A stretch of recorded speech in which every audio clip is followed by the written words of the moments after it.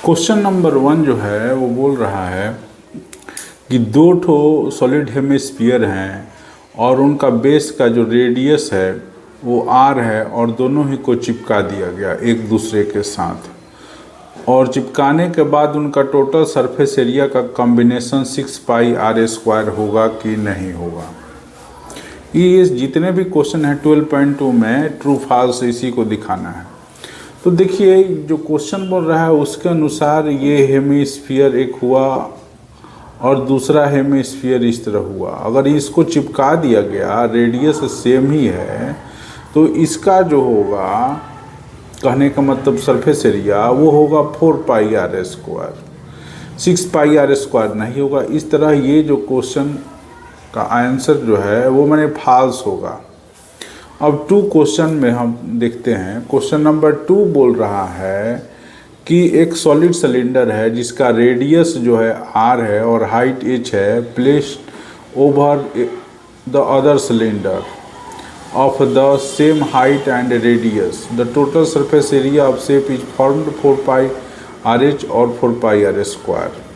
कह रहा है कि एक सिलेंडर है, दूसरे क्वेश्चन में सिलेंडर है और इसका रेडियस जो है वो r दिया हुआ है और हाइट जो है वो h है।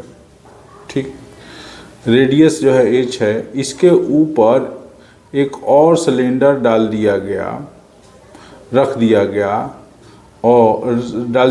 जिसका ये जो और सिलेंडर डाला गया है इसका रेडियस यहाँ से यहाँ तक रेडियस के बराबर ही हाइट भी है। तो जो फॉर्म कर रहा है उसका टोटल सरफेस एरिया ये है कि नहीं है, ये पूछ रहा है, ये बोल रहा है। तो इसका जो होगा सरफेस एरिया, इसका हो जाएगा 2 पाई आर एच होगा और नीचे जो है वो पाई आर स्क्वायर हो जाएगा। और इसका जो हम करेंगे तो इसका हो जाएगा 2 पाई आर और h के जगह पर भी r ही होगा और ऊपर जो होगा वो पाई आर स्क्वायर हो जाएगा। तो इस तरह हम देखते हैं कि 2 pi R H, pi R square और पाई आर स्क्वायर, ये दो मिल करके 2 पाई आर स्क्वायर हो गए, 2 पाई आर स्क्वायर, और ये भी 2 पाई आर स्क्वायर हो गया। इस तरह 2 पाई आर एच और 2 pi R H, 2 pi R square, 2 pi R square क्या हुआ, 4 पाई आर स्क्वायर। तो ये तो दिया ही है, लेकिन हमारा ये यहाँ पर ये कह रहा है कि 2 पाई आर एच ना होकर के 4 पाई आर एच दिया है। तो इस तरह हम इसको देखते हैं कि ये फॉल्स है। ये भी सेकंड क्वेश्चन का जो भी है वो भी फॉल्स ही होगा। आइए अब हम क्वेश्चन नंबर 3 देखते हैं, थर्ड। अब थर्ड कह रहा है कि एक सॉलिड कोन है जिसका रेडियस r है, हाइट h है, वो एक सॉलिड सिलेंडर के ऊपर जिसका बेस और हाइट सेम है उसके ऊपर रखा गया। तो टोटल सरफेस एरिया कॉम्बिनेशन का क्या होगा। तो इसको हम लोग देखते हैं। क्वेश्चन नंबर 3 का, एक सिलेंडर है, ये मान लिया गया कि सिलेंडर है, इसका हाइट h है और ये क्या हो गया, ये यहाँ से यहाँ तक की रेडियस हो गया और इसके ऊपर जो है कोन को रखा गया है जिसका रेडियस और हाइट भी सेम ही है, कोन का भी। तो इस तरह इसका टोटल सरफेस एरिया निकालना है। तो इसका जब हम निकालेंगे सिलेंडर का, तो 2 पाई आर एच होगा, 2 पाई आर एच होगा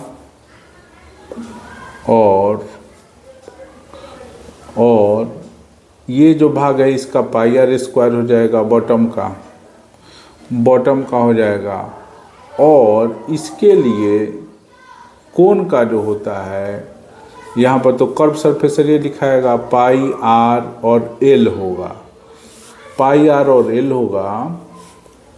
तो इसमें से हम लोग पाई आर अगर कॉमन निकालते हैं सब में से, तो ये 2h हो जाएगा और सिर्फ ये आर होगा, और ये जो होगा वो एल होगा, एल होगा, एल होगा। और एल का जो वैल्यू होगा, ये तो जान ही रहे हैं कि साइलेंट हाइट हुआ एल, तो एल का जो होता है √h² प्लस r² होता है। तो इस तरह ये पाई आर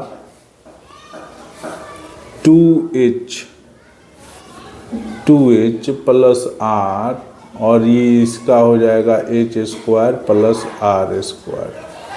ये 3r नहीं आ रहा है, 3r नहीं आ रहा है, इसलिए ये फॉल्स होगा, क्योंकि क्वेश्चन में दिया हुआ है कि 3r यहाँ पर है, जो वो कि हमारे पास नहीं आ रहा है सॉल्व करने के बाद।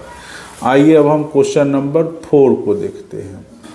क्वेश्चन नंबर 4 को देखते हैं। क्वेश्चन नंबर 4 बोल रहा है कि एक सॉलिड बॉल है, एग्जैक्टली फिट कर रहा है inside a cubic box of side A है, तो वॉल्यूम ऑफ बॉल निकालना है। क्यूबिक मान लीजिए कि यही है क्यूबिक, इसका साइड जो है सब ए दिया हुआ है, और बॉल इसी में फिट कर रहा है। बॉल फिट कर रहा है तो कहने का अर्थ है कि जितना डायमीटर होगा उतना ही साइड होगा, तो रेडियस क्या हो जाएगा, a/2 हो जाएगा।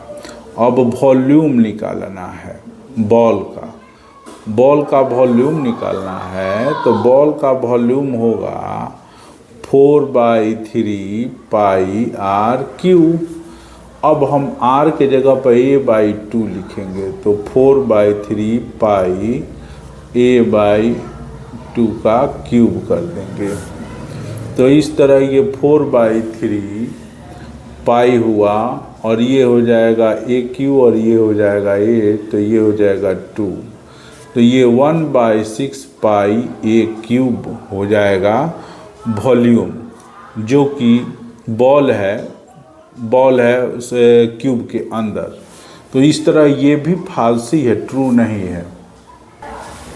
क्वेश्चन नंबर 5 जो है 5, वो बोल रहा है कि एक फ्रस्टम है, एक फ्रस्टम है,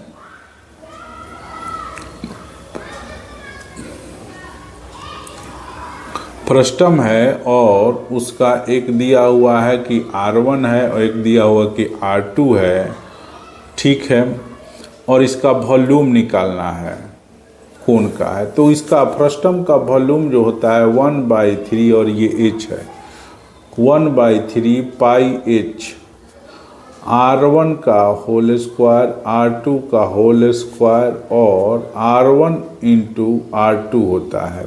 यहाँ पर प्लस होता है, माइनस नहीं होता है। अगर ये प्लस हो जाएगा तो ट्रू हो जाएगा, अन्यथा ये गलत है, otherwise it will be wrong. अब now you have question number 6। Question number 6 को अगर हम लोग देखते हैं, कह रहा है कि कैपेसिटी ऑफ सिलेंड्रिकल वेसल का निकालना है with hemispherical portion reached upward at the bottom as shown in the figure.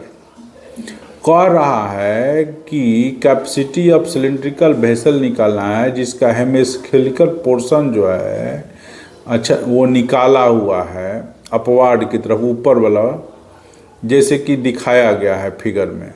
तो उसका वॉल्यूम जो है, या वॉल्यूम कहे या कैपेसिटी कहे, ये दिया हुआ है। आइए अब इसको देखते हैं। अब ये इस तरह हुआ, इस तरह हुआ,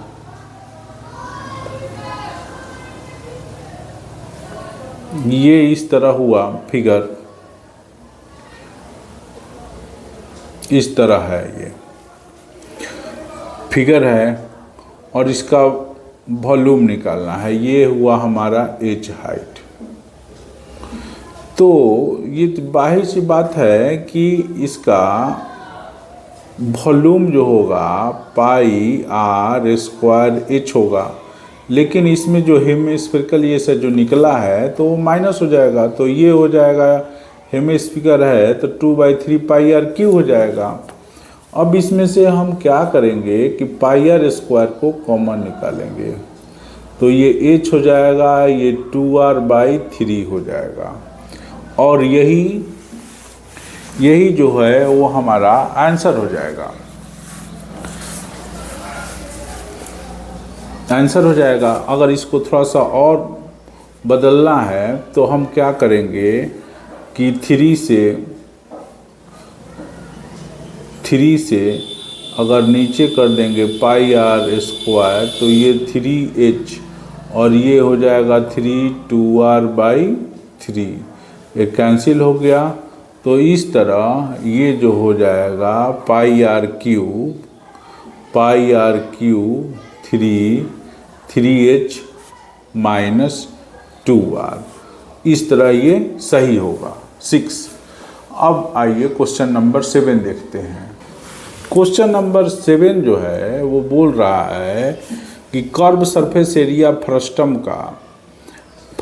का पाई एल और R1 और R2 होगा, जबकि दिया हुआ है कि L जो है वो h² प्लस R1 - R2, ये इस तरह।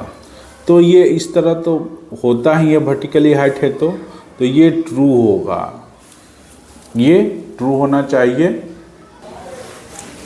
8 जो है क्वेश्चन बोल रहा है कि एक ओपन मेटलिक बकेट है, वो फ्रस्टम का एक कोन माउंटेड किया हुआ है हॉलो सिलेंड्रिकल बेस पर, जिसका सेम मेटलिक सीट है। अब इस तरह इसका फिगर होगा। मान लीजिए ये सिलेंडर है, सिलेंडर ये इस तरह है और इसी पर एक फ्रस्टम ऐसे है, इसी पर फ्रस्टम है। अब जो तो total surface area metric sheet का equal to curve surface area of frustum, curve surface area of frustum, ठीक, और area of cylinder of base and curve surface area of cylinder, ये ठीक है, ये ट्रू होगा। अब मान लीजिए कि अगर ये आर है, ये भी आर